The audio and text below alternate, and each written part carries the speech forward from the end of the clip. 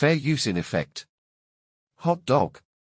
Today we are asking the question, is Zach as bad as Karen? Hot dog. We know that Karen is a covert narcissist, who is always talking-ish.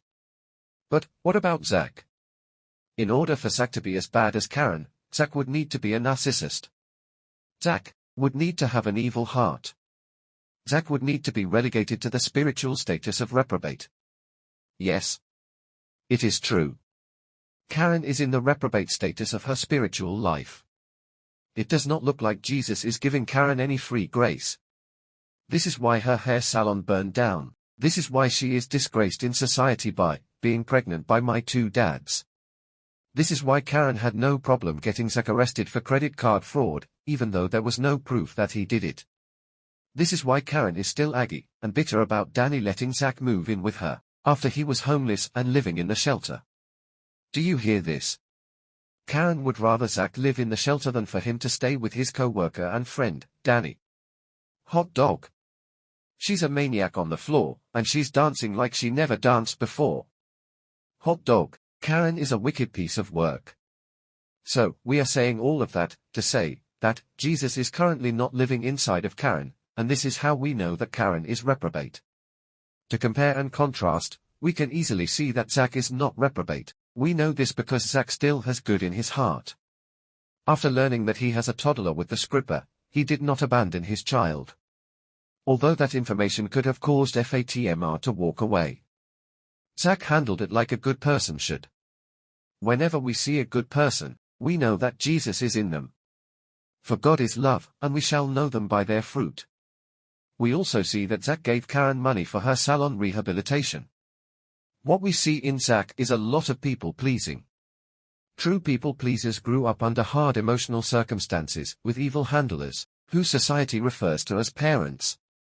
In Fatmr, we see that Zach has a gross selfish family. We also know that they didn't care about contacting Zach until they heard that he came into dollar bills y'all. Cash rules everything around me, cream get the money, dollar bills y'all. Hot dog.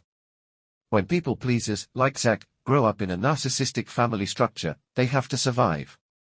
In order to survive they need to get their basic needs met without the aid of their parents. This causes the kids to develop up selfish ways, narcissistic ways. However, they are not narcissists, and they don't mean people bad intent when they use these tactics. The difference between Zach and Karen is that Zach has narcissistic ways that grow when surrounded with evil and when around narcissists. On the other hand, Karen is a straight-up narcissist. She has evil intent, and she loves being around good people who can't see her coming. Maybe this is why she likes Andy so much. We do see Andy being a people-pleaser, catering to Karen's emotions, and choosing her words very carefully as to not upset Karen the dragon. Anyone who grew up with narcissists know that you have to predict their outcomes, or else you will suffer. So, you learn to choose your words as to minimize damages to self. We also see that Andy is prey to narcissists like her ex-boyfriend in college university and with that evil son of a gun named Gary Borders. Then we see Andy being friends with covert narcissist Karen. Anyone who grows up in a narcissistic family structure will automatically get into relationships with narcissists.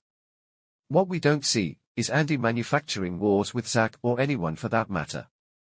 If Andy was a narcissist, she would be doing that. Also, we don't see Zach manufacturing beef with anyone either. I mean, even after the Asian dude in the blue suit kisses Zach in the office, he still doesn't hate him.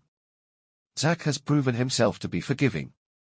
Zach has proven himself to be capable of change and growth. Hot dog. We see how amazing he is with Fatima. The fact that Zach realizes that he cannot keep those same bonehead friends around if he wants to achieve his dreams, is proof of light and growth. So, if we go back to the question of the day, and we ask, is Zach as bad as Karen?